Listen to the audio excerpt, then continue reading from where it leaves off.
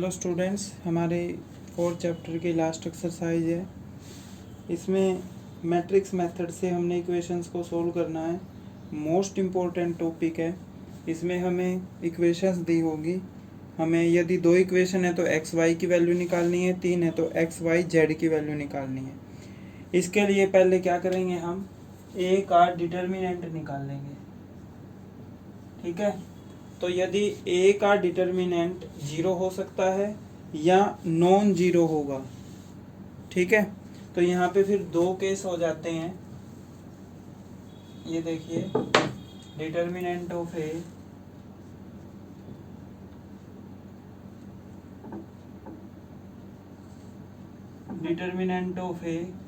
Equal to 0, determinant of ए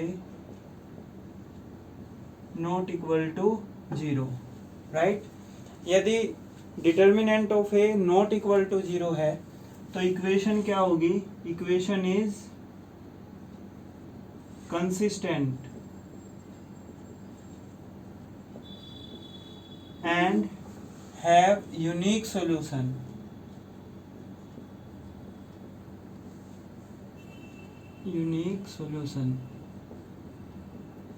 मतलब X Y Z की एक ही वैल्यू आएगी। यदि ए का डिटर्मिनेंट नॉट इक्वल टू 0 है तो equation is consistent and have unique solution. अब ऐसा भी हो सकता है, यदि ए का डिटर्मिनेंट 0 के इक्वल आए तो यहाँ पे 2 फर्दर कंडीशन होती हैं। ठीक है, तो 2 कंडीशन क्या होंगी वो, तो फिर हमें निकालना पड़ेगा। इस केस में इक्वेशन कंसिस्टेंट भी हो सकती है और इनकंसिस्टेंट भी हो सकती है। अब क्या करेंगे हम, adjoint of A into B ये निकाल के देखेंगे। ठीक है, यदि ये 0 के इक्वल आ जाए तो क्या होगा? यदि ये 0 के इक्वल आ जाए तो क्या है इसमें, equation is consistent and have many solution. Equation is consistent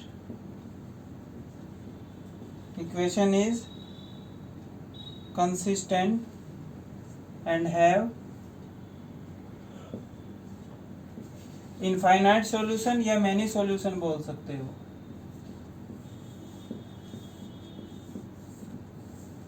अब यदि दूसरी कंडीशन है, adjoint of A into B not equal to 0, यदि ऐसी कंडीशन है तो क्या है, इक्वेशन इज इनकंसिस्टेंट।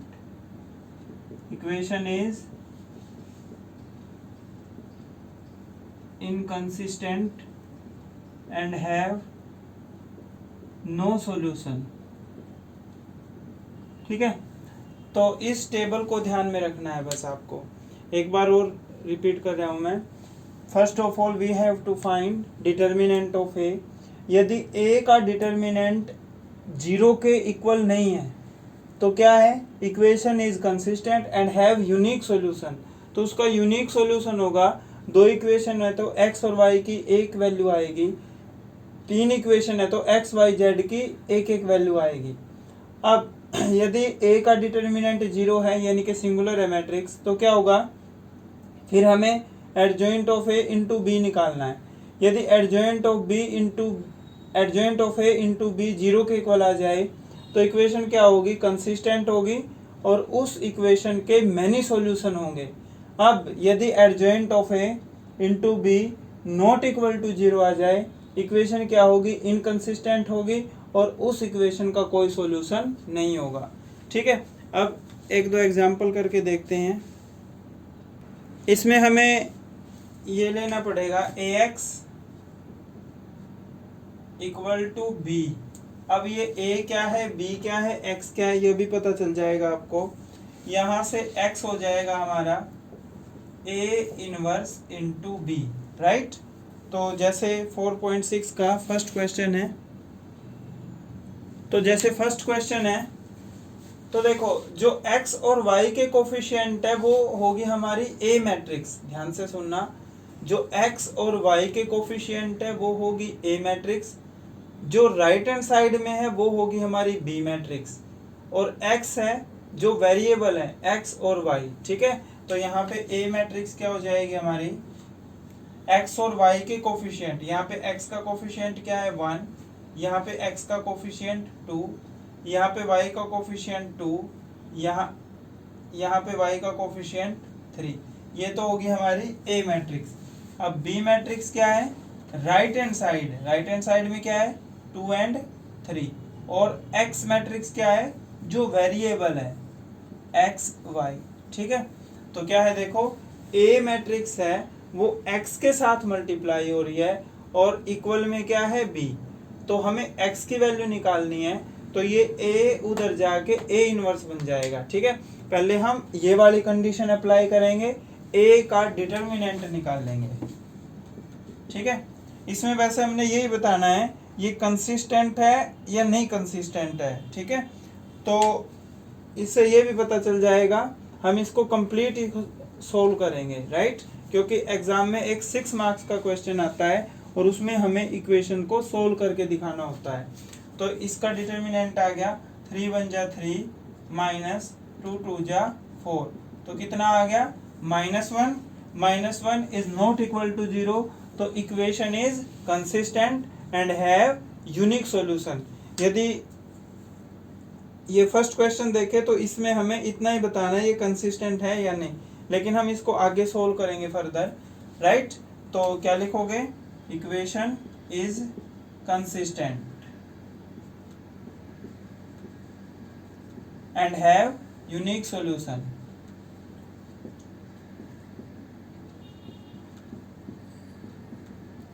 जब यूनिक सॉल्यूशन है तो क्या करोगे, अब ये कंडीशन होगी ना, ठीक है। तो अब क्या करना, हमें A का इनवर्स निकालना है। तो A का इनवर्स मैंने आपको बताया था adjoint of A upon determinant of A, ठीक है। एडजॉइंट कैसे निकालते हैं, Aij का ट्रांसपोज, और Aij क्या होते हैं हमारे कोफैक्टर्स।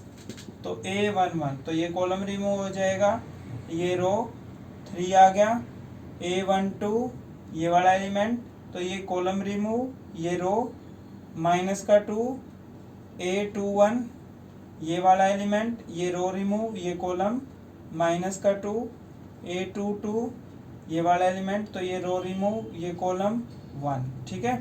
तो ये आ गया हमारा 3 -2 -2 1, ठीक है। तो ये आ गया हमारा एडजॉइंट। अब इसका ट्रांसपोज कर दो तो एडजॉइंट मिल जाएगा, क्या आ जाएगा ये 3 -2 -2 1, तो A इनवर्स आ गया हमारा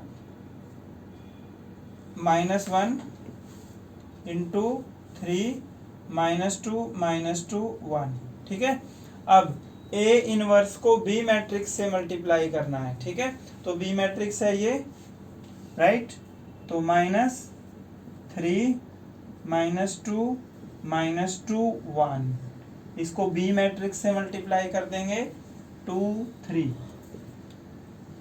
और इक्वल किसके है, X मैट्रिक्स के, ठीक है ना। तो X मैट्रिक्स हमें पता ही है X और Y है, तो ये हो जाएगा X और Y इक्वल टू, इसकी मल्टीप्लिकेशन करो -3 2 जा 6 -6, राइट, यहाँ पे -4 +3, तो x y ये हो जाएगा +6 -6 0 बार माइनस था, -4 +3 -1, ठीक है। तो देखो x की वैल्यू आ गई 0, y की value minus minus plus, x की वैल्यू आ गई 0, y की वैल्यू 1, ठीक है। तो ऐसे सोल्व होगा, राइट। नेक्स्ट क्वेश्चन देखिए, तो ये 5th क्वेश्चन देखिए, इसमें जो वेरिएबल नहीं है उनकी जगह हम 0 ले लेंगे। जैसे इसमें x नहीं है तो 0 ले लेंगे x की जगह, इसमें z नहीं है तो z की जगह 0 ले लेंगे, ठीक है। ये 6 क्वेश्चन तक हमने यही बताना है कौन सा कंसिस्टेंट है कौन सा इनकंसिस्टेंट है, लेकिन मैं पूरा सोल्व करके दिखा रहा हूँ आपको, ठीक है। तो ए मैट्रिक्स क्या होगी, देखो ए क्या बताया था मैंने आपको, एक्स वाई जेड का कोफिशिएंट, तो 3, यहाँ पे एक्स का कोफिशिएंट क्या है 0, यहाँ पे एक्स का कोफिशिएंट 3, -1 2 -5 -2 -1 0, ठीक है। और बी मैट्रिक्स क्या बताई थी मैंने, जो राइट हैंड साइड में है 2 -1 3, और एक्स मैट्रिक्स क्या है एक्स वाई जेड, राइट। तो पहले हम ये कंडीशन चेक करेंगे, ठीक है, ए का डिटर्मिनेंट 0 के इक्वल है या नॉट 0 के इक्वल है, ठीक है। तो ए का डिटर्मिनेंट, तो इसको एक्सपेंड कर दो विद रिस्पेक्ट टू रो या विद रिस्पेक्ट टू कॉलम। तो हम R1 के कोरस्पॉन्डिंग इसको एक्सपेंड कर रहे हैं, तो 3 इंटू ये कॉलम रिमूव हो जाएगा, ये रो क्या बचा 2 -1 -5 0, ठीक है। ये A12 है तो प्लस का 1 हो जाएगा, राइट। तो ये कॉलम रिमूव, ये रो, तो 0 -1 3 0, ठीक है। -2 ये कॉलम रिमूव, ये रो, तो 0 2 3 -5, राइट। तो ए का डिटर्मिनेंट आ जाएगा हमारे पास 3 इंटू ये 0, ये प्लस का 5 आएगा, माइनस का 5 लिखेंगे, +1, ये क्या हो जाएगा 3, ठीक है। -2 ये 0 हो गया, -6, तो ए का डिटर्मिनेंट आ गया हमारे पास -15 +3 +12, तो ए का डिटर्मिनेंट क्या आ गया 0, राइट। ए का डिटर्मिनेंट 0 है, तो फर्दर ये कंडीशन भी हो सकती है और ये कंडीशन भी हो सकती है। अब क्या निकालना हमें, एडजॉइंट ऑफ ए। एडजॉइंट कैसे निकालते हैं, कोफैक्टर करके, कोफैक्टर का जो ट्रांसपोज होगा वो हमारा एडजॉइंट होगा, ठीक है। तो कोफैक्टर करो इसके, A11, ये कॉलम रिमूव हो जाएगा, ये रो, तो कितना आ गया, अभी किया था इसको सोल्व, ये आ जाएगा हमारा -5, है ना। A12 ये आ जाएगा हमारा 3, ठीक है ना। A13 ये आएगा हमारा 0 -6 A21 ये वाला एलिमेंट है, तो ये रो रिमूव, ये कॉलम, इसको रफ में मल्टीप्लाई कर लो, इसकी और इसकी मल्टीप्लाई 0, ठीक है ना 0, और ये -10 आ गए, ठीक है। तो प्लस के लिखेंगे क्योंकि 2 1 है। अब A22 ये, तो ये कॉलम रिमूव, ये रो, इसकी और इसकी मल्टीप्लाई 0, ठीक है ना, और ये +6, ये आ जाएगा A22 6। अब इसकी टर्म, ये रो रिमूव, ये कॉलम, तो -15 +3, तो -12 +12 लिखेंगे, ठीक है। तो A31 ये है, ये रो रिमूव, ये कॉलम, 1 +4, तो 1 +4 5। A32 ये एलिमेंट, ये रो, ये कॉलम, -3 +0, ठीक है। तो प्लस का 3 आ जाएगा। A33 ये एलिमेंट, ये रो रिमूव, ये कॉलम, तो क्या हो जाएगा ये 6, ठीक है ना 6। तो ये आ गया हमारा कोफैक्टर्स, -5 3 -6 10 6 12 5 3 6, ठीक है। तो अब क्या करोगे, एडजॉइंट ऑफ ए, इसका ट्रांसपोज कर दो, -5 3 -6 10 6 12 5 3 6। अब इसकी मल्टीप्लाई बी मैट्रिक्स के साथ, ठीक है। तो बी मैट्रिक्स क्या थी हमारी, 2 -1 3, तो ये हो जाएगा adjoint of A into B, तो -10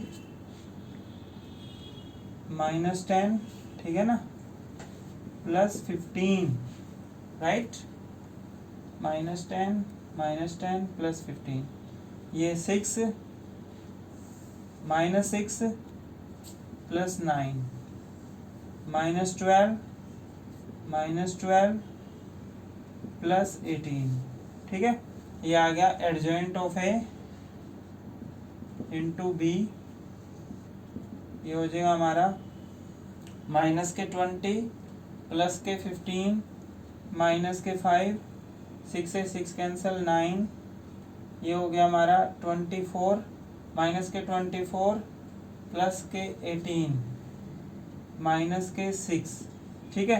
तो ये नो 0 आ गया, ये कंडीशन है ना, तो equation is inconsistent and have no solution, ये सॉल्यूशन होगा ही नहीं, इसमें ये लिख देंगे इक्वेशन इज, ये वाली line, equation is inconsistent and have no solution, ठीक है। यदि ये 0 के इक्वल आ जाता तो फिर ये कंडीशन होती, ठीक है। तो इसमें मैनी सॉल्यूशन कैसे आएंगे, इसमें हमें जेड को के पुट करना पड़ेगा, ठीक है, वो कोई क्वेश्चन आगे आएगा तो देखेंगे। नेक्स्ट देखिए, ये यहाँ पे 1 2 -3 आएंगे, राइट, ठीक है। तो 1 2 -3, तो ये हो जाएगा -3, एक बार दोबारा से करते हैं इसको, -6 +9, तो -6 -12 +9 -3, ठीक है। तो ये लिख देंगे हम, equation is inconsistent and have no solution, right. तो ये अप टू 6 तक, तो 6 क्वेश्चन आप खुद से ट्राई करोगे। नेक्स्ट 7th क्वेश्चन देखिए, तो 7th क्वेश्चन है, इसमें हमें सोल्व करके दिखाना है। पहले तो ये बताएंगे कंसिस्टेंट है इनकंसिस्टेंट है, राइट। तो ए मैट्रिक्स लिखेंगे पहले, ए मैट्रिक्स क्या होती है, एक्स और वाई का कोफिशिएंट, तो ये हो जाएगा 5 7 2 3। बी मैट्रिक्स क्या होती है, जो राइट हैंड साइड में होता है 4 5। एक्स मैट्रिक्स क्या होती है, जो वेरिएबल होते हैं हमारे एक्स वाई, राइट। तो ये है हमारी condition A X equal to B. तो first of all we have to find determinant of A. तो ए का डिटर्मिनेंट 5 3 जा 15, 7 2 जा 14, तो ए का डिटर्मिनेंट आ गया 1। 1 is not equal to 0, equation is consistent and have unique solution. तो अब इसका सॉल्यूशन कैसे करेंगे, ये कंडीशन है। अब ए का इनवर्स निकाल लेंगे।